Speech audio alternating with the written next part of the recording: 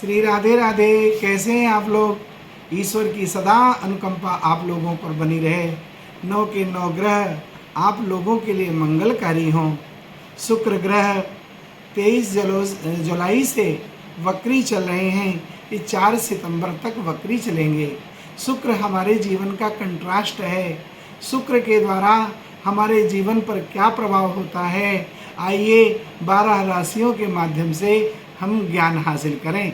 जिनकी मेष राशि है उनके हिसाब से चौथे स्थान पर शुक्र चल रहे हैं, जो कि सूर्य के साथ हैं।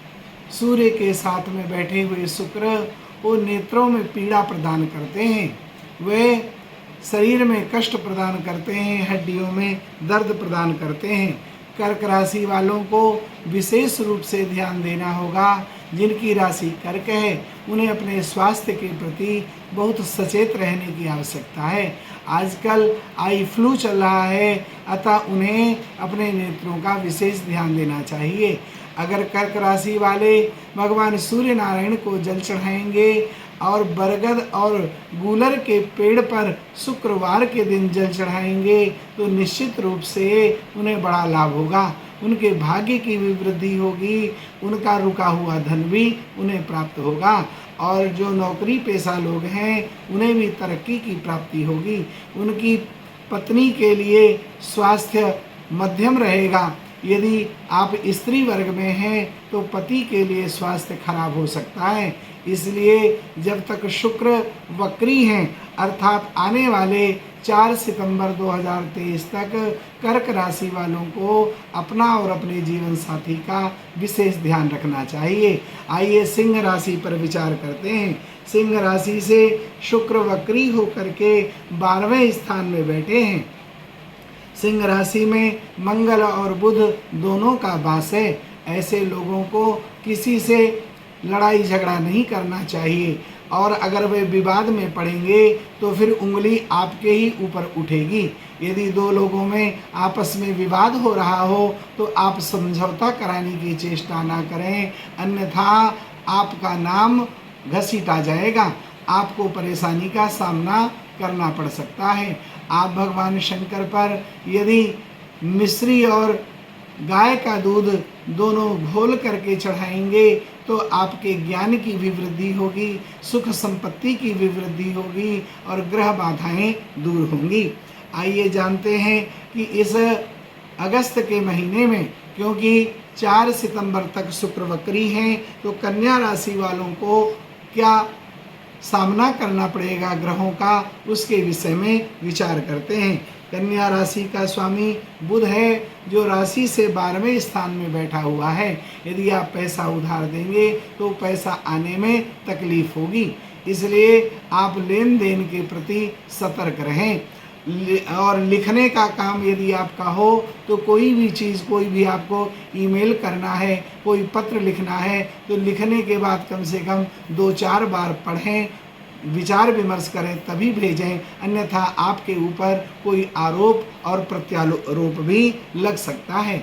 आइए तुला राशि पर विचार करते हैं। तुला राशि के स्वामी शुक्र हैं और शुक्र वक्री होकर के सूर्य के साथ बैठे हैं, और सूर्य 10वें स्थान पे हैं।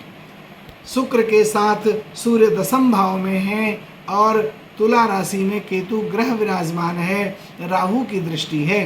अतः आपको डाइजेशन से संबंधित परेशानी हो सकती है। वाहन से भी आपको सावधानी बरतने की आवश्यकता है।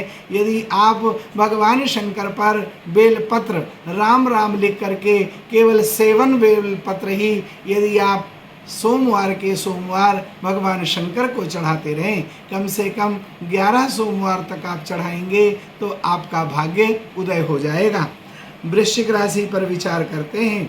शुक्र ग्रह वक्री होकर के कर्क राशि में चल रहे हैं। वृश्चिक के स्वामी मंगल हैं, जो बुध के साथ सिंह राशि में बैठे हुए हैं। अतः आप का अगर किसी से विवाद चल रहा है तो उस विवाद को दूर करने के लिए मध्यस्थता के रूप में आप किसी ऐसे व्यक्ति को डालें जिसकी पावर, जिसकी पोजीशन उच्च कोटि की हो, तो वह आपके झगड़े को शांत करवा सकता है।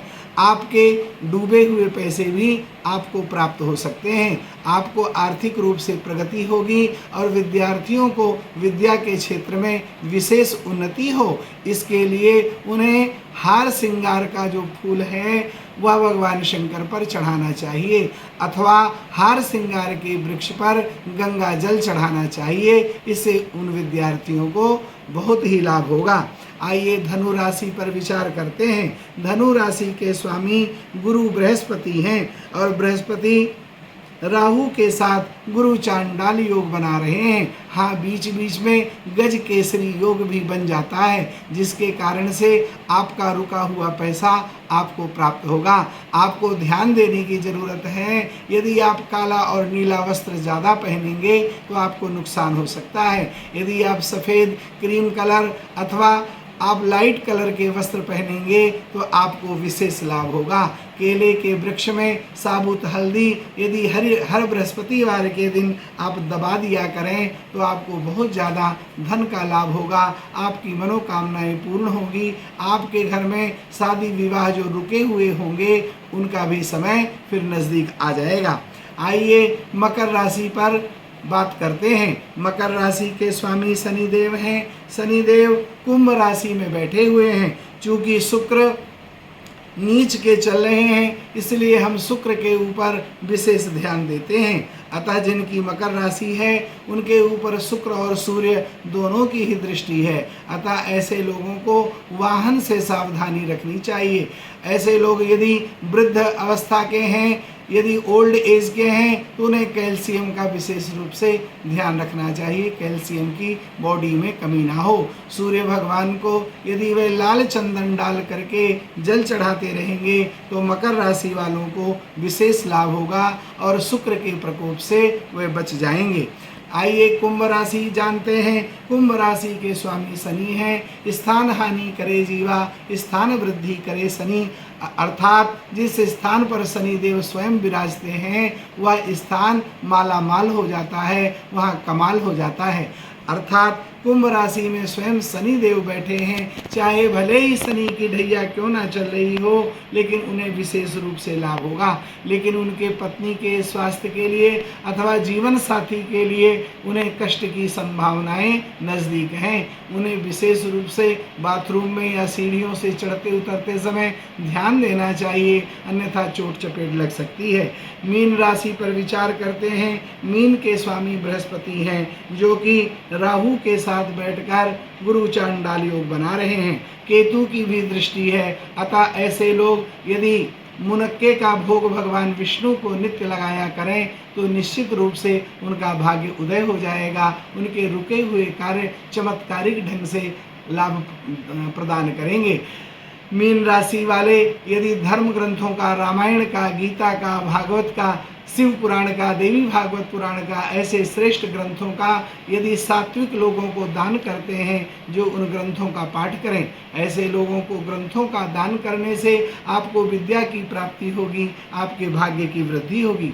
मेष राशि के स्वामी मंगल हैं, जो बुध के साथ बैठे हुए हैं। यदि मेष राशि से गिनेंगे तो चौथे स्थान पर वक्री शुक्र हैं। अर्थात वे आपके भूमि, भवन, संपत्ति आदि में कोई ना कोई विवाद खड़ा कर सकते हैं। इसलिए कोई भी कार्य करें तो बड़े प्रेम पूर्वक करें, जिससे विवाद की संभावना समाप्त हो जाए।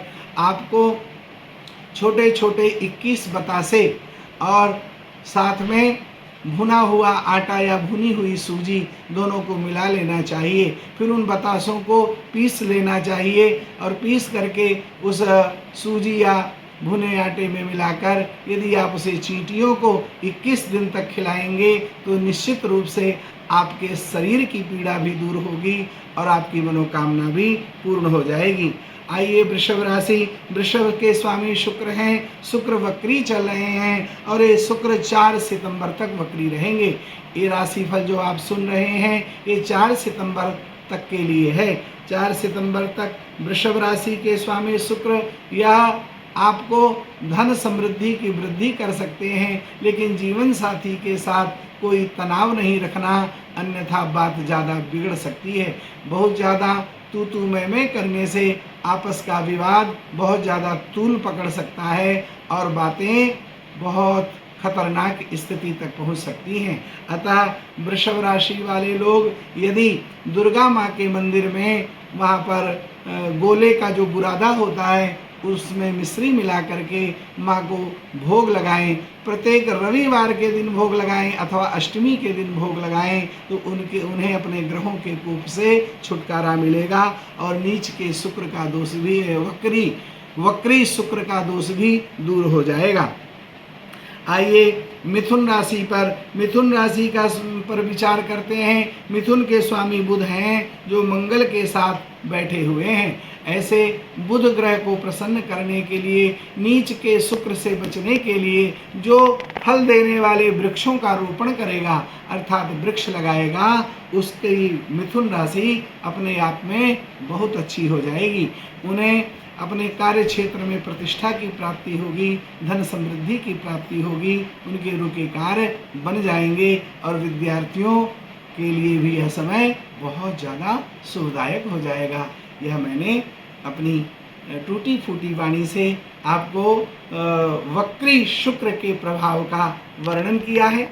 आपने अगर इसे ध्यान से सुना होगा तो आप इसे नोट कर लीजिएगा। जो बताया है यह आपके जीवन में बहुत ज़्यादा लाभ करेगा। इस वीडियो को और भी लोगों को शेयर करें जिससे उनके ग्रह पीड़ा दूर हो। यदि आप दूसरों के संकट को दूर करेंगे तो भगवान आपके संकट को अवश्य दूर करेंगे। शास्त्र कहता है कि शतहस्तम समाहर सहस्रहस्तम समाचरेत, 100 हाथों से कमाओ तो 1000 हाथों से बांटो।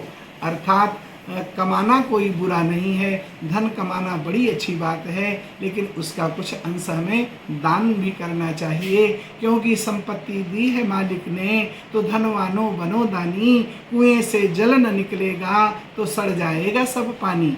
तो इस वीडियो को यदि आप लोगों को शेयर करेंगे तो यह भी एक तरह का दान ही है, एक तरह का धर्म ही है, क्योंकि उसके द्वारा उन लोगों को लाभ होगा, उनकी ग्रह पीड़ाएं दूर होंगी, इससे आपको भी लाभ होगा। ईश्वर आपकी मनोकामना पूर्ण करें। ईश्वर के प्रति आपकी आस्था दिनों दिन बढ़ती जाए। आपका परिवार, आपका घर बार, आपका कारोबार दिनों दिन वृद्धि को प्राप्त हो, यही मेरी भगवान से प्रार्थना है। इसी के साथ मैं विराम लेता हूँ। फिर मिलेंगे एक नए विषय के साथ और नई बातें होंगी और आपके कल्याण के लिए निश्चित मैं सदा समर्पित रहूँगा। जय श्री कृष्ण।